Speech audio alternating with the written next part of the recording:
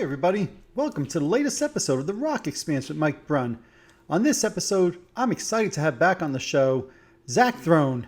He's going to talk all about what it's like playing with Ace Frehley, playing with Bruce Kulick, getting to jam with Gene Simmons, performing with Peter Criss, and so much more. He also shares some great stories about Night Ranger and Star Wars and the connection of Star Wars to his family.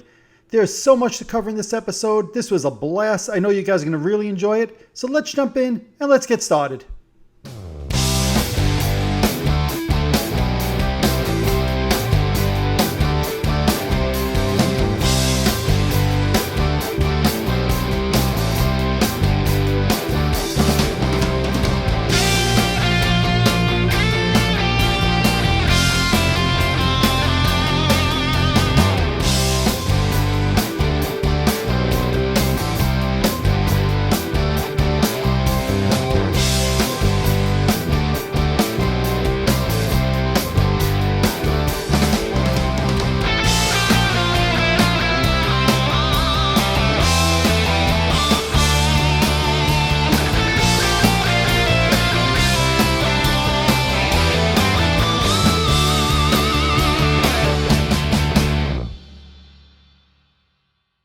Well, Zach, I just want to start off by first thanking you for joining me again. You were on the show a couple of years ago. I'd like to welcome you back. Zach, welcome back to the show. Thank you, Mike. It's good to be back. Absolutely. Yeah. So, a lot has changed for you since that time. You just got back, as we were talking a little bit before this, a quick little run of shows with Ace. How did those shows go? Oh, they were great. We played at Toad's place in New Haven, which you'll know is a famous place. And I had never played there. I think I saw a show or two there back in the 80s, but that was kind of a blur. Right. I do remember driving outside of like the New York City area to see shows occasionally. So I'm sure I saw something there. But it was great. The audience was amazing. And then the next day we were in Chicago to play, Arlington Heights to play at Frontier Fest. Nice. Very cool. So that was a lot of fun. Very cool. And now for fans who are watching this, and a lot of fans obviously knew you from the Bruce Kulick band, which you're still a part of. But why don't you just tell the fans, how did you come about getting a part of and being part of now Ace Frehley's band? Well, I knew the guys in the band from the Kiss Cruises. Yep. The Talisman, and we met when they were on with Ace, and I was on Bruce. It might have been my first cruise with Bruce, and we just bonded. We just became friends. We would hang out on the boat and go to jam nights and stuff. And then over the years, we stayed in touch. When they came to Vegas, they would call me and we would hang out. So when Phil Schaus, the bass player that's normally in Ace's band, he plays with Accept too. Yep. And he had some European dates, and they conference called me and they said, would you want to sub Phil out on these dates? It's about 26 shows, excuse me. And I said, of course. Who wouldn't, right? Right, of course, absolutely, absolutely. Now, of course, I know Phil. We all know Phil. He's a great guy, and great gig he has with Accept. So, between two New Yorkers right now, we don't have to add this part if you don't want to. Are we putting a hit out on Phil? Come on, from two New Yorkers right here. Come on. No, from two New Yorkers, you ain't gonna get a hit out of me. No, Phil's. No, it's Phil's gig, and I mean, listen, anytime they need me to do anything in that band, I'm available. I love them all. I love the crew, and Ace is a blast. So I mean, it's just been an absolute pleasure. That's awesome. And now I feel fortunate that they asked me.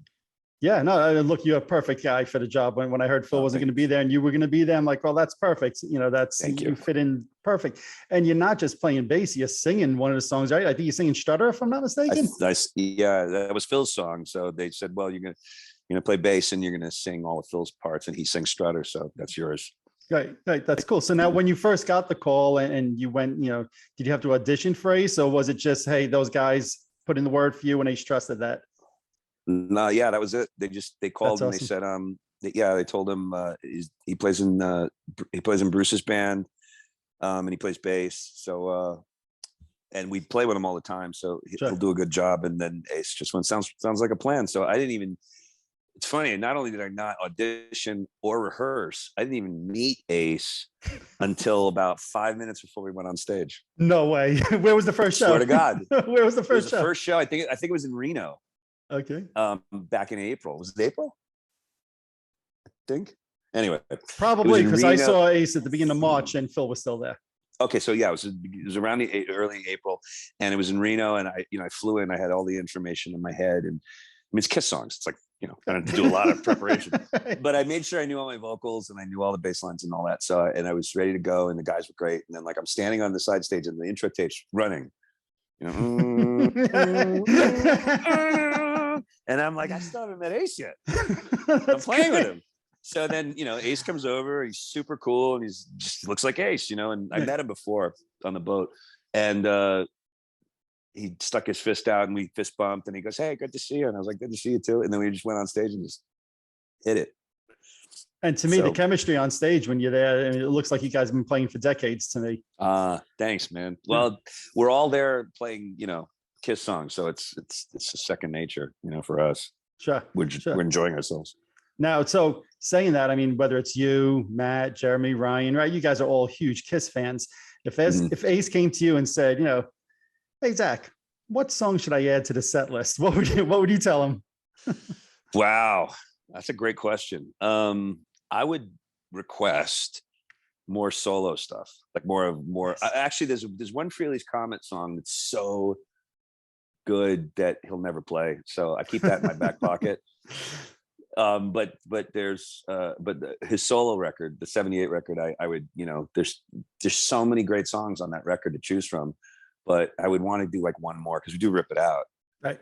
But New York Groove, obviously. And New York Groove, yeah. Right. So I would just say like maybe What's on Your Mind, or maybe Snowblind or Ozone. My favorite, What's on Your Mind. That's my favorite. Me too. That's my favorite too. Really? Yeah. Oh, man, that's awesome. And we've checked it, because we all know everything. So sometimes when we're checking, and Ace isn't there, we'll just play whatever we want to play, and we always and they just click in What's on Your Mind or Snowblind, and all of us know it. So we're ready to go. So I that would be my 2 cents. If I guess it's convincing Ace, right? I mean, Ace through all the years and all the different bands he has, his set list usually seems pretty static for the most part. So it's convincing Ace to do a What's on Your Mind or a Snowblind or something like that, huh? I guess so. I mean, I don't know if he would take a lot of convincing because he, it's his stuff, and he knows it. It's if we threw in Snowblind, he would. I mean, they said it. They know Ace better than me, but they said, yeah, if we threw it on the set list, man. He goes, oh yeah, I know that one. He would break into it. Right. Well, so maybe one day. Now, what's nice for you also is you got a nice, I'll say, high profile gig with Ace. What was it, about a month ago in Nashville with the Creatures Fest, and Peter Criss joining you guys for a couple of songs. So when did you find out that Peter Criss was going to be coming up on stage with you guys? I think probably when Bruce told us, the Bruce band, that we were going to be playing Memorial Day in Nashville, and I didn't realize at the time that it was going to be Creatures Fest. Maybe I did. I just didn't write it down as Creatures Fest. So I just said, all right, we're doing 3 days at this thing in Nashville. And then as time went on, it had a name, and then then Ace said, okay, we're doing Creatures Fest. I was like, okay, so I'm playing with Ace and I'm playing with Bruce. That'll be interesting. And then they said, I think you would be the only one that played with both of them. Yeah. That's pretty freaking cool. You're smiling like you're like, yeah, I am. Dude, I've said this to friends, family, and my girlfriend all the time. I go, I just need to get Paul and Tommy, right? And Vinny. Paul, Tommy, and Vinny, and I play with every living member of Kiss. That's amazing. Yeah, it just dawned on me because when Bruce said that, okay, Vinny's going to be there on Saturday, and then Peter's going to be there for the whole weekend, and he's going to sit in with us. And I was like, oh, wow, that's great. Because, I always wanted to meet Peter. And then Ace Camp called and they said, okay, Peter's going to sit in with us on Friday. And I was like, oh my God, I get to play with Peter twice. Twice. That's cool. Now, when did you find out what songs? You guys did what? Hard Luck Woman and Strange Ways, I think, on the Ace show, right? We'll talk Ace and then we'll jump to Bruce after, right? But with Ace, you did Hard Luck Woman and Strange Ways, right? We did Hard Luck Woman and Strange Ways. Strange Ways was in the set already. Right. But Peter played drums on it and sang, for me, just being a kid. And I started on drums when I was little. So I wanted to be Peter, I dressed up as him for Halloween. And I remember you posting a picture online that you dressed up, and you said you wanted to be Peter as a kid. I did. I wanted to be Peter as a kid, and I showed my dad a cover of a Kiss record, and I said I want to look like this because I can't draw. And he put the makeup on me in the bathroom, and then I went out as Peter. But yeah, it was just a thrill to meet him, and then that we were going to play Strange Ways with him, and then we did Hard Luck Woman. We did Hard Luck Woman in the key I didn't know we were going to do it in, so they only told me when they counted it in. Oh no! I go, it's B flat. Yeah. We tuned our shit down to a whole step, and I went, oh no. So I was just transposing as we were playing. Okay. But Strange Ways was just so fun, just to see him behind the kit and singing like how we used to see him as. Of course. Now, when did you find? Obviously, we know Peter had surgery. Did you know before that night that he was going to be playing drums with you guys, or was that a spur of the moment thing? I had no. I didn't really know what was confirmed or not. I know that it was speculated that Peter was going to sing this and he might sing this. And then it got changed that he's not going to do this. He might just do this. And we rehearsed a few Peter songs. Oh, really? With Ace's band? Actually. Okay. No, with Ace's band, we were locked into Strange Ways. Sorry, I know you were talking about Ace. No, it's okay. Okay. We were locked into Strange Ways and Hard Luck Women. I was like, well, I know both of those. Mm-hmm. But with Bruce's band, they were like, we're going to do Hooked on Rock and Roll. We might do Dirty Living. We rehearsed. Yep. I heard that while I was there. Did you? I heard that you guys were doing Dirty Living from somebody else there. And I'm like, I'm waiting. Then that night he jumps up, he does Hooked on Rock and Roll. He says, good night. I'm like, where's Dirty Living? What the hell? So I figured I got bad info until I saw somebody had posted a set list online and it said Dirty Living on the bottom of it. I'm like, so what happened there? I don't know.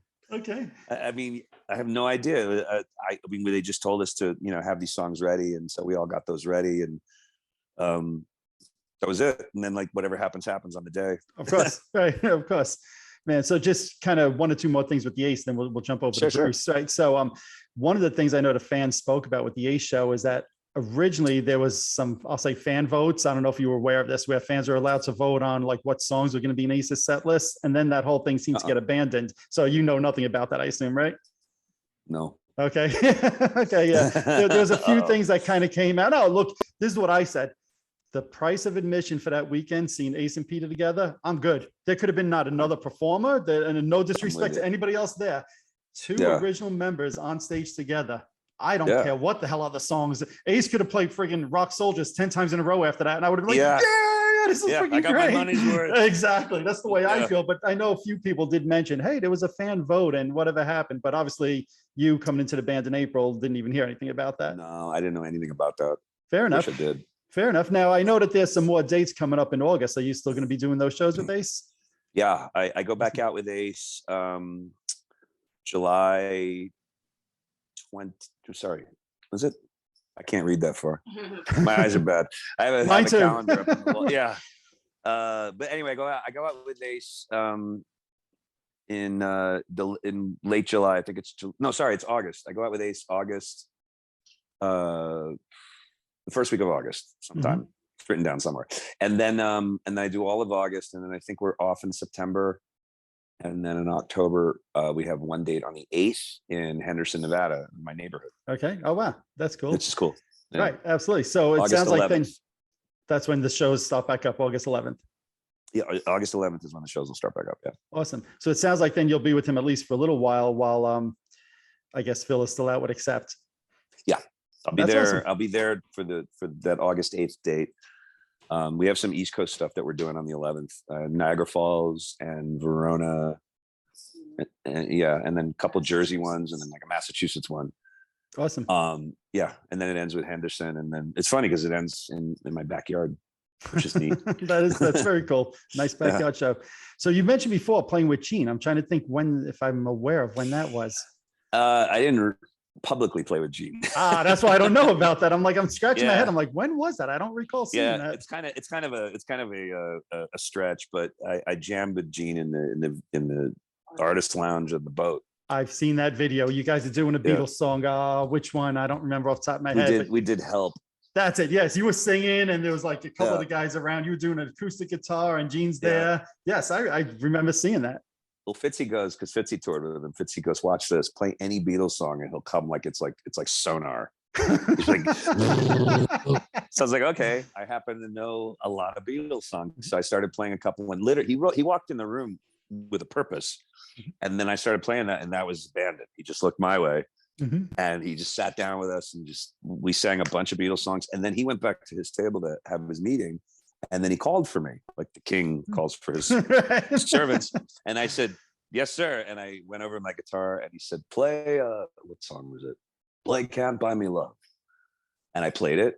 And then he says, you see, every song starts with the chorus. How brilliant is that? They start with the chorus. That's good songwriting. And he goes, play. And he just kept, throwing songs out. I knew all the Beatles stuff. So we had it was nice. It was a little bonding moment. So I count that as playing with Gene. I mean, technically I didn't really play with Gene. I would count that. Hell, you're hanging out with Gene. He's giving you requests, and you're kind of dishing them out one by one. That's playing with Gene in my book. Okay, as long as I pass your book, Mike. It's all my book means not a damn thing, but I know I'd go home that night and say that was pretty frigging cool. That I got. It was really cool. Yeah.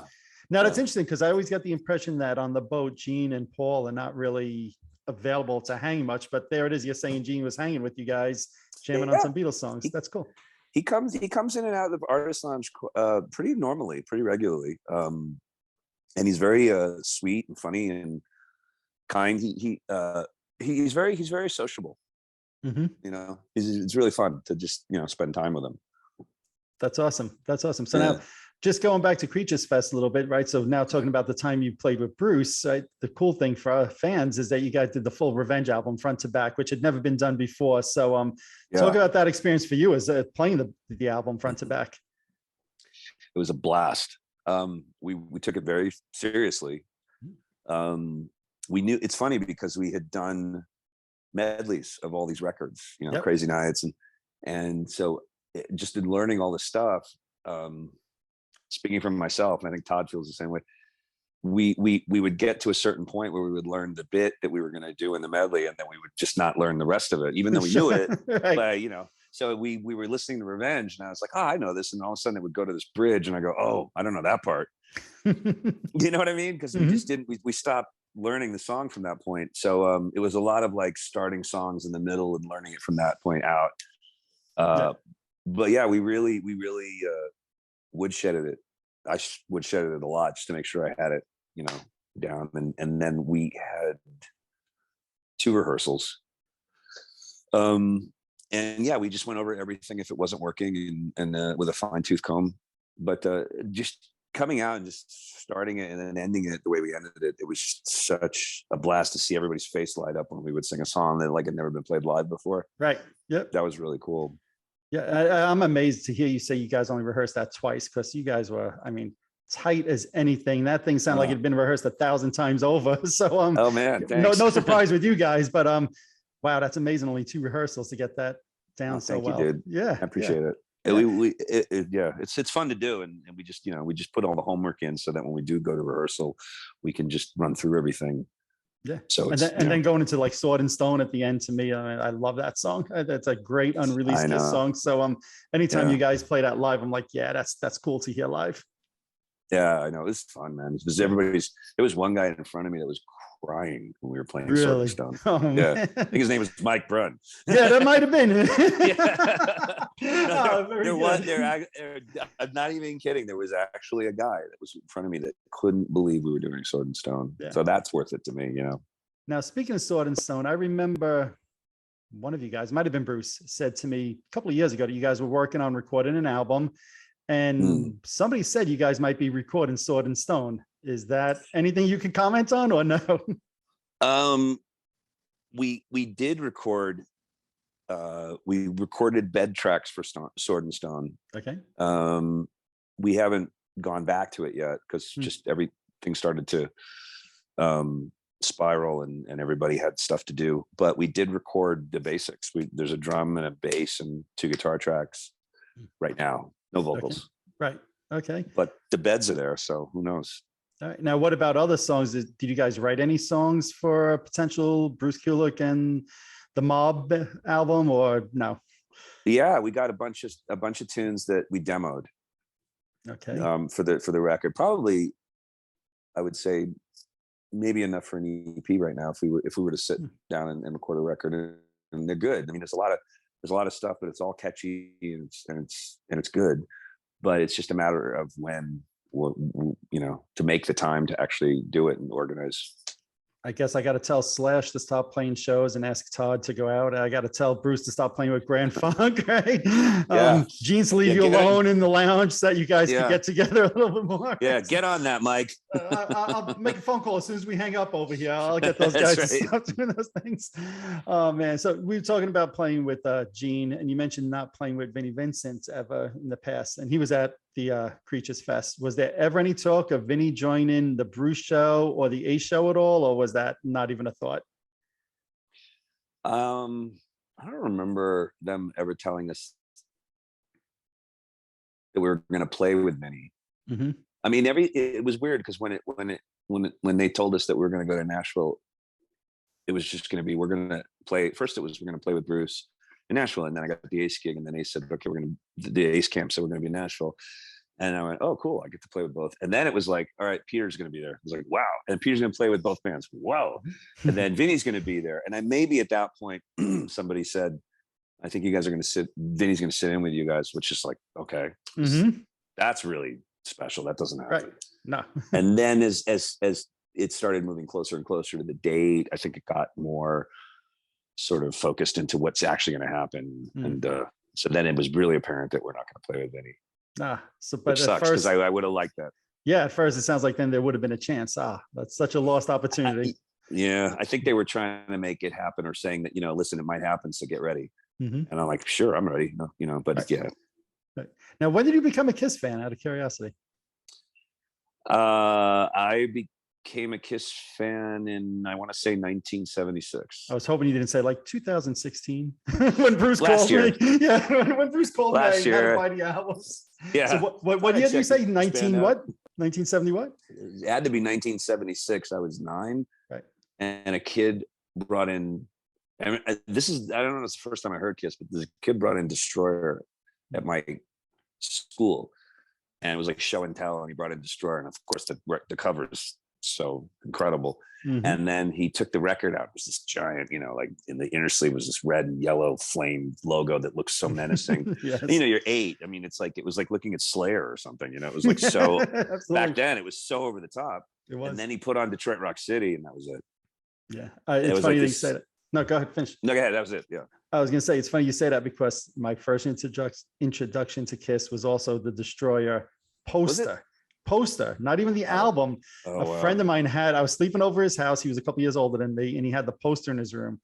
And I was mesmerized. I was 6 years old. I was mesmerized and scared to death all at the same time. Yeah. I kept looking at that picture and being like, are those guys going to jump off the wall and attack me at night? And, but I was like, I'm so intrigued. I got to know what this is. And then it was like 3 months later, my mom actually recorded Calling Dr. Love off the radio for me. And the rest is no way. History. Yeah, exactly. So that's always got a special spot in my heart, that song.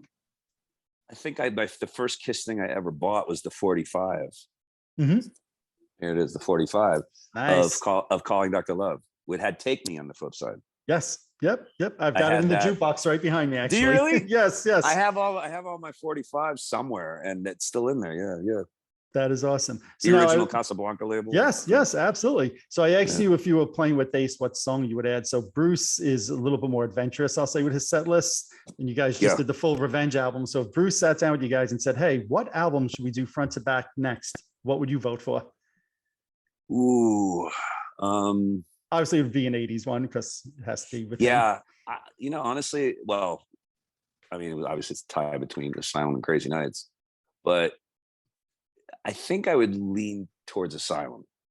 I had a feeling you were going to say that. A lot of fans say that. I think for Bruce's era, Asylum might be my favorite. That and Revenge are the two ones I would gravitate towards. Not that Crazy Nights isn't good. It's just that it would just take a third place to that, because there's so many great songs on Asylum.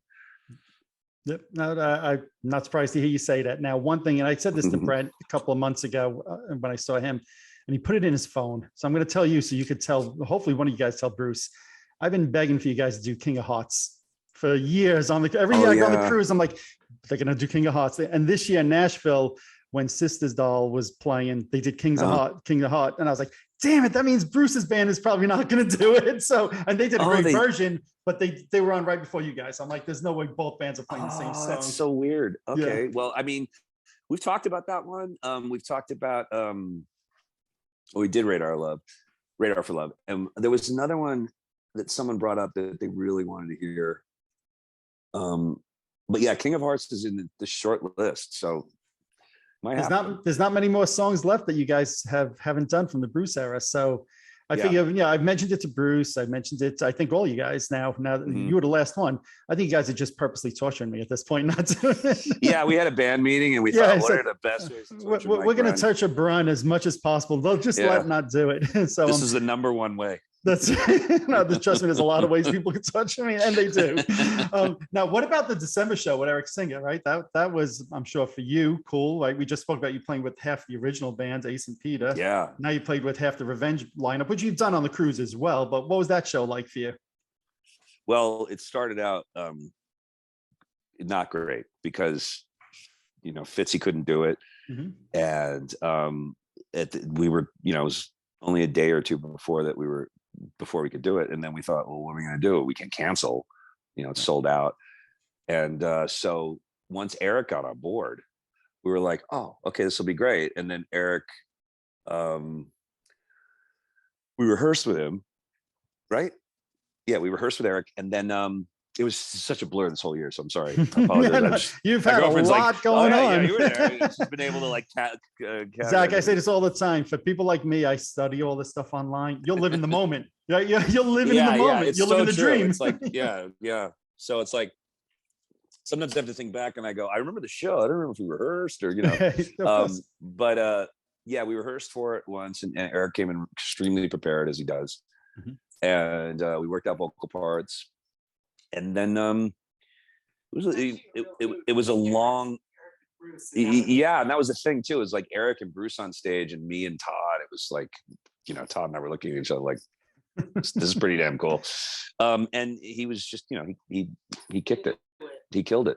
No, so I've seen some of the really videos. Yeah. Now I assume you guys had to probably change around the set list a little bit. I know I interviewed Bruce and Todd mid-December, and Bruce had said they were going to do a song from one of his solo albums, which I thought was great because I love his solo material.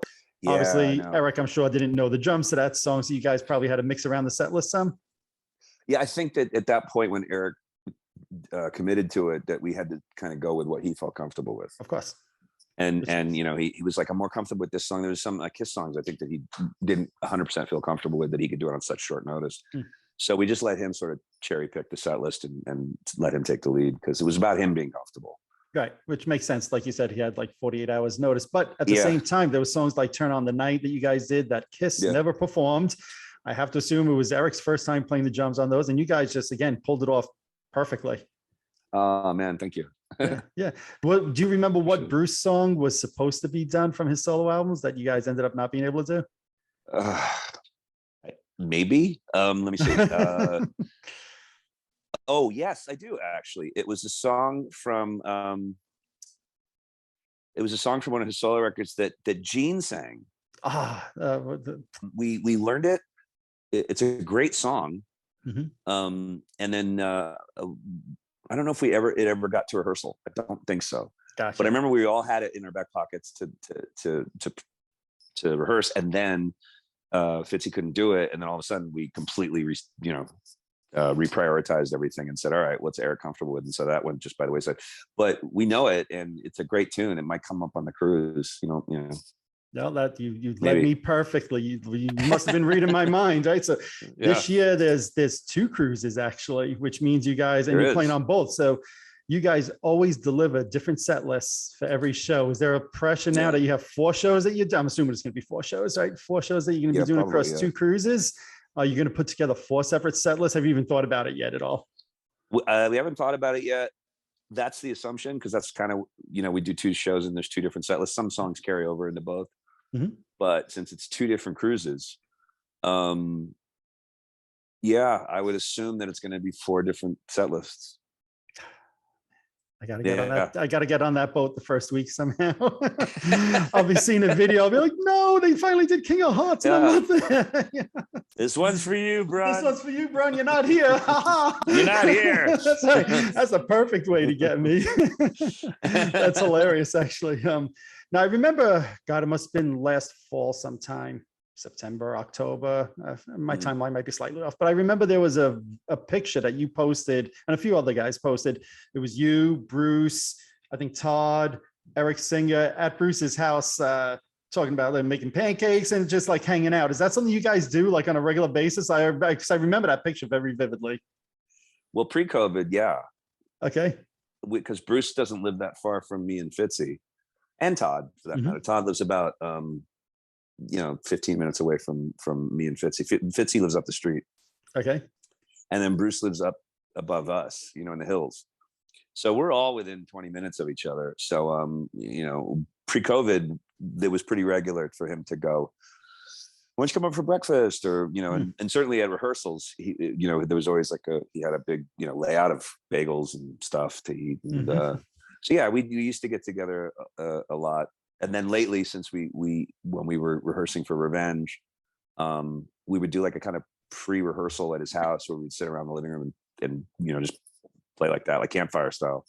And so yeah, hopefully there'll be more of those, And I remember Eric Singer was in the picture also, which I was like, to me, it's always cool when I see Bruce and Eric back together again. It's like, and of course, my first thought was when I saw the photo, all right, I know these guys are supposed to be writing and recording an album. Is that what's going on right now? Because that's what a Kiss fan does, right? No, they're not just having pancakes. That's the cover. They're recording. Oh man. It's like hint. What's That's going on? Yeah. That's right. Now, this past year on the cruise, to me, one of the cool things that happened, I'll say accidentally, I guess, is Sebastian Bach, unfortunately, didn't show up. But then it ended up having a couple of really like cool jams that happened, which in my mind was pretty much one of the highlights of the cruise. And forgive me if I'm wrong, but I don't think I am. I think you jumped up on stage with Jack Blades and with Bruce Kulick to do American Band, right? We're an American Band. Yeah. How was that feel? I'm a huge Night Ranger fan. So have you ever met Jack Blades before that? And well, I have a funny story about Night Ranger. I don't think I got a chance to tell him that, but it's interesting. This is gonna be interesting. When in the early '90s, I acted on a television series for Aaron Spelling on Fox. It was called The Heights. The Heights. And it ran for a year, but it was a musical show, so every actor had to be musical. And they culled a single from that show, and it was called "How Do You Talk to an Angel?" Yep. And they released it as The Heights, and it went to #1. For like 2 weeks, and then the show got canceled, and then everybody moved on their separate ways. But that song now is if you were around in the '90s, you remember that song. You don't know who did it, and if you find out who did it, Jamie Walters.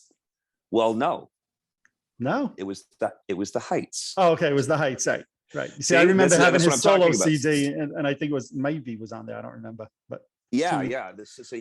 Jamie had a solo, a really prolific solo career after that. But at the time, people associated it with the television show, and then the television show went away. So then people just associated it with the Heights, and then eventually with Jamie. But if you say that song, people go, I remember that song, but they don't know who did it. And if they do, they always say Jamie, and they're not wrong. I mean, it is Jamie sings it. So anyway, long story short, when Jamie was a solo artist, I did some touring with him. We toured all over the world on and off for about 2 or 3 years. And then it got to the point where it was just him and me doing kind of the Richie Sambora, John Bon Jovi bit, where we would just take 2 acoustics, easier to do. And then we would sing all of his songs, and we would always close with How Do You Talk to an Angel? Well, we got booked on a bunch of shows with Night Ranger. This has got to be 94. And they were rad. I was a huge Night Ranger fan. And we played a lot of like festivals and stuff like that with them. No, they were full band. And the Jamie and I opened for them, and it was just him and me. And then a couple of shows, the bill was flipped, and they opened for us.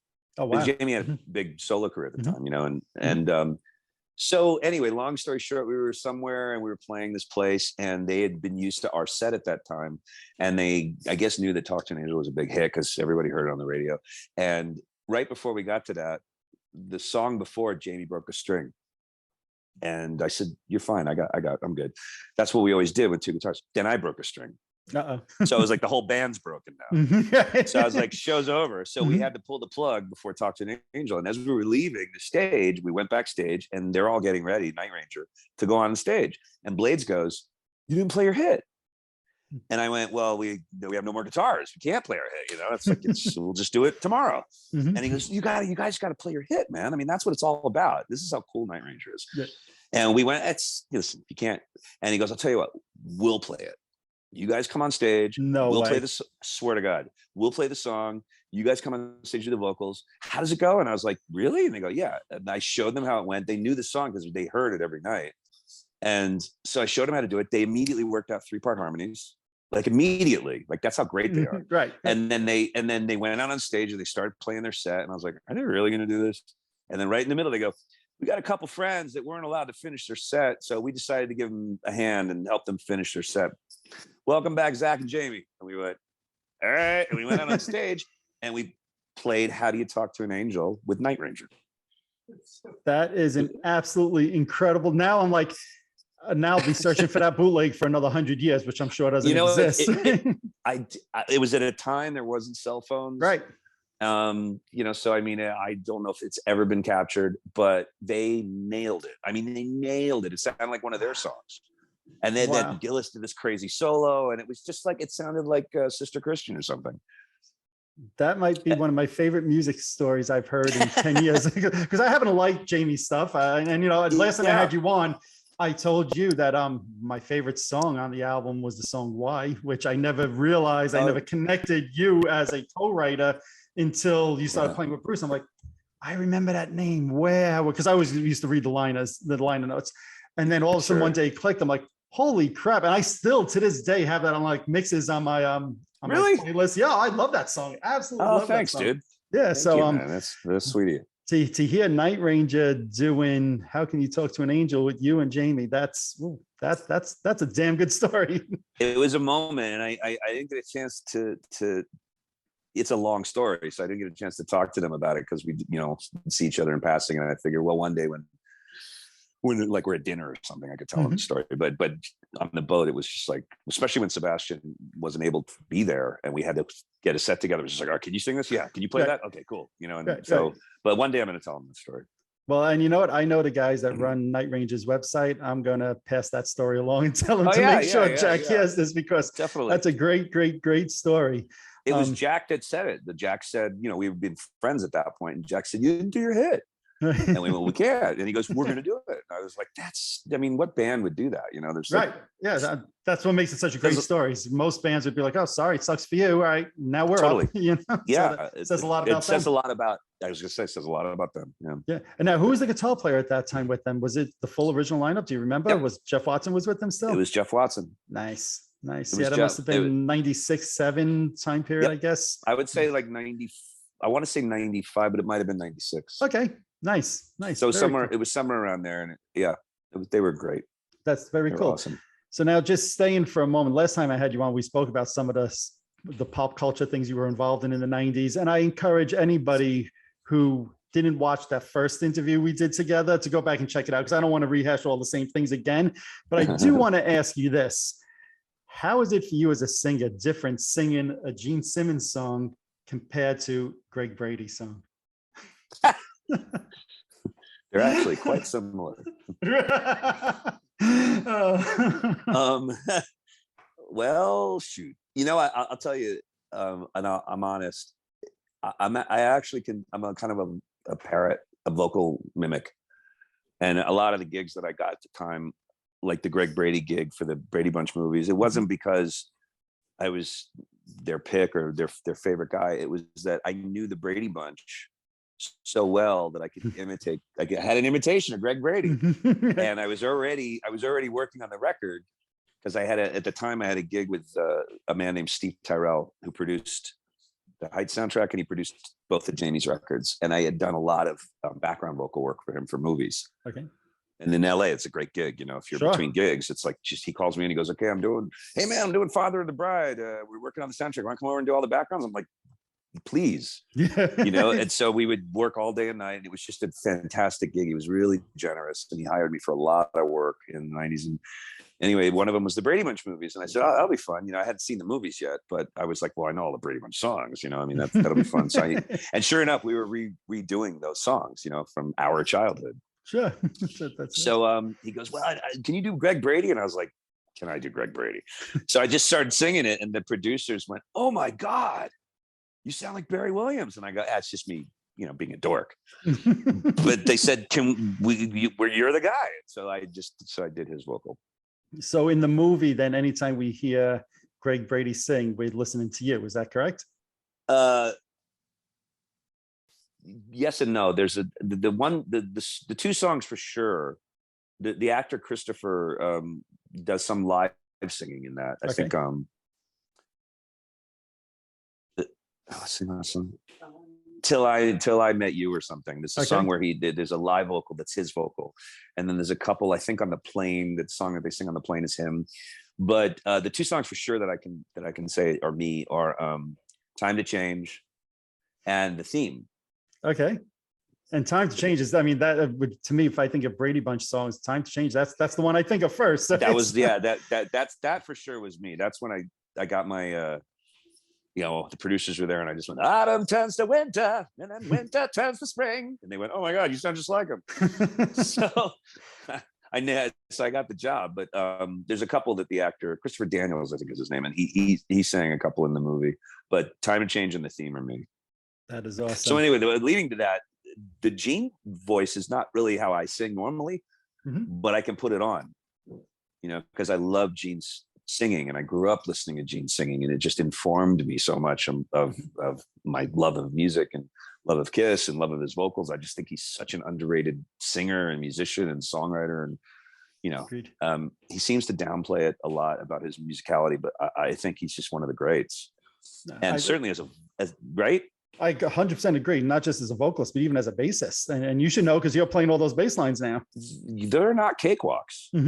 A lot of people think, "Oh, whatever," but I show them what's going on. And I had turned so many people, musician friends of mine that weren't into Kiss, onto Kiss by just sort of sitting down and playing what's on the record. And they just can't believe that that's what's on the record. Yeah. But anyway, so when we did Gene, when they added all the Gene songs, I just came in, I started singing like Gene, and, or just adding a little growl to it. Bruce went, "That's it. That's the tone. That's the tone we need." And I said, "Okay, I can do it." So, but it's not. So yeah, I can mimic people, I guess. So then we'll take Greg Brady out of the equation for a moment. Then, is it easier for you to sing the Gene songs or the Paul songs? I guess it's easier. I guess it's easier for me to do Paul, just because Paul has a cleaner voice, and I have a kind of a clean voice, for better or worse. I always wished I had some kind of growl in me that Gene has naturally. But I think probably Paul is a little easier. Who was your influences as a bass player? Me? Yeah. Well, Gene for sure. I loved Geddy Lee, all the standard answers, John Paul Jones, John Entwistle. Pick wise, like people that play with picks. Yep. Dee Ramone was a big influence on me. He was the first huge Ramones fan. Love the Ramones. I mean, for me, it's kissing the Ramones. You're a huge Ramones fan too? Yes. Okay, in fact, one of my biggest regrets is I grew up in New York and I never saw the Ramones in concert. I don't know how that's even friggin' possible. My girlfriend says the same thing. She goes, "You saw them. I never saw them."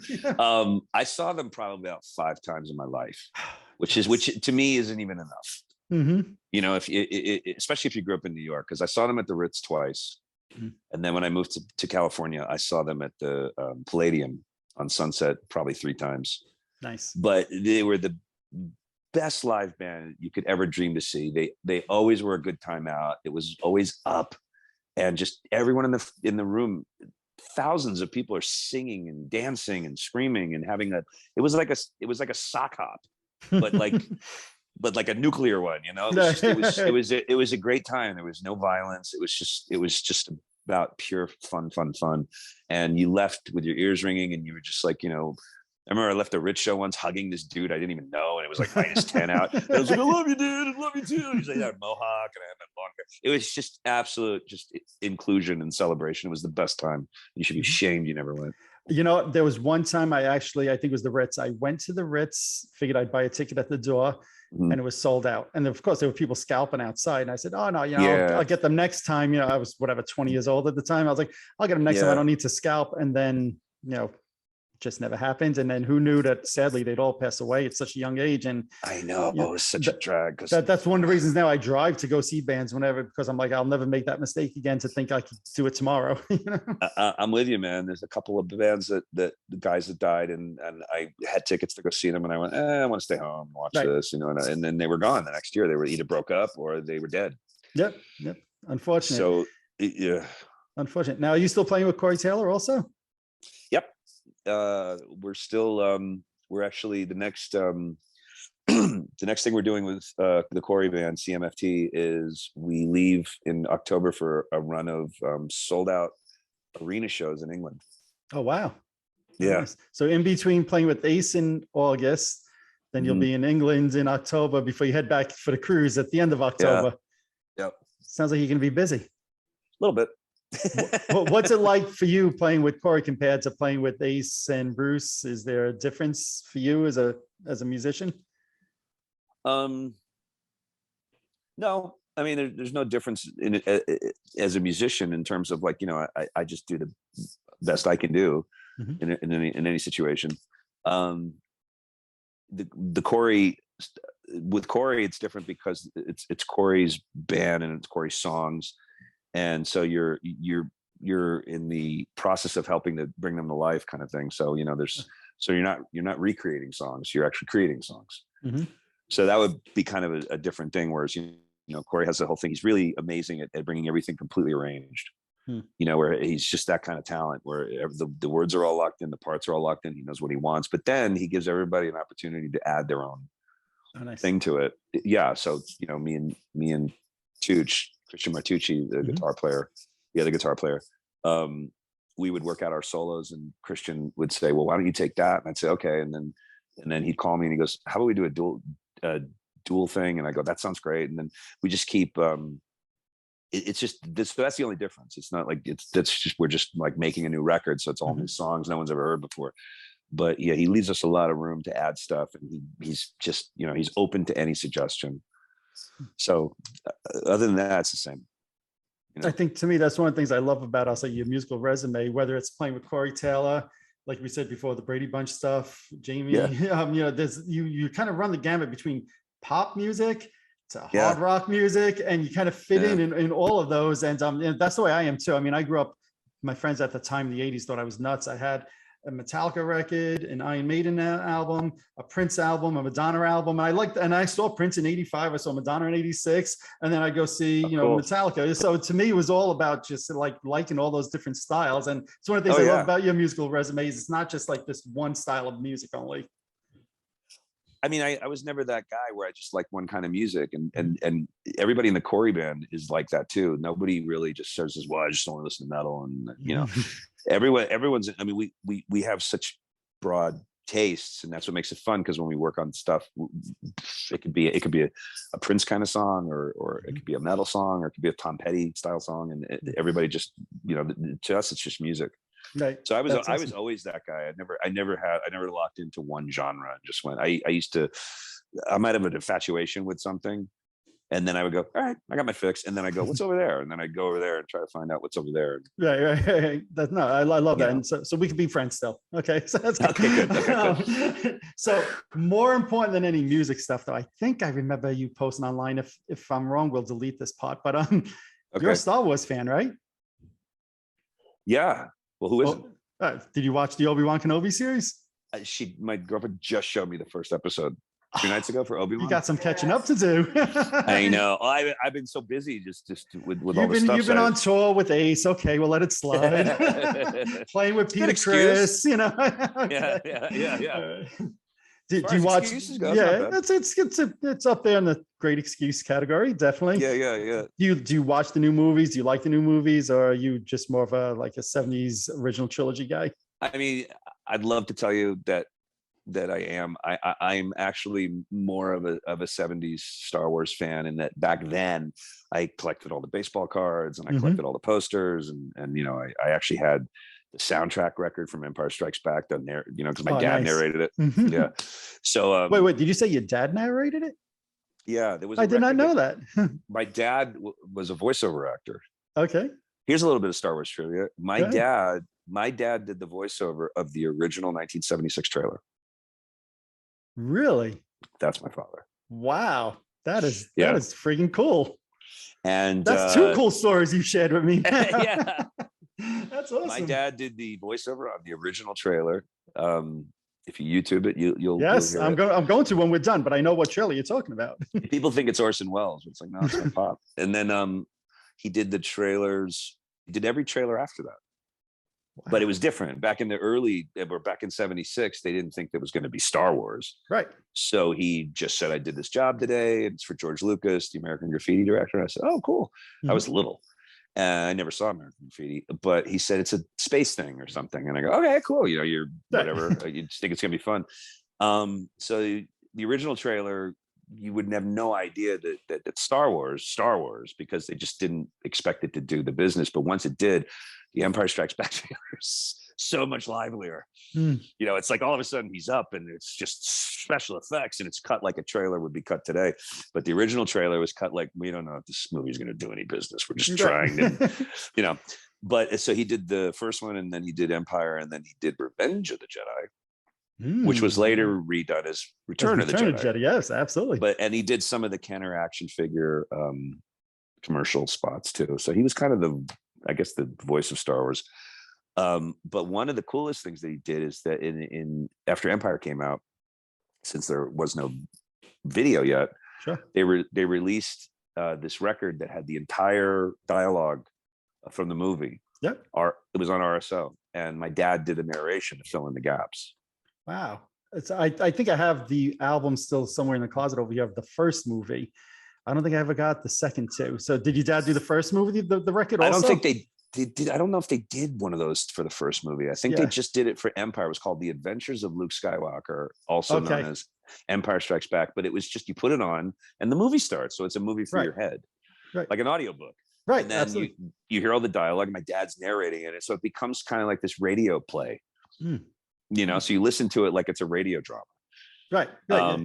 It was pretty cool. And I have a scratched up copy of it, but I don't think they ever pressed it to CD.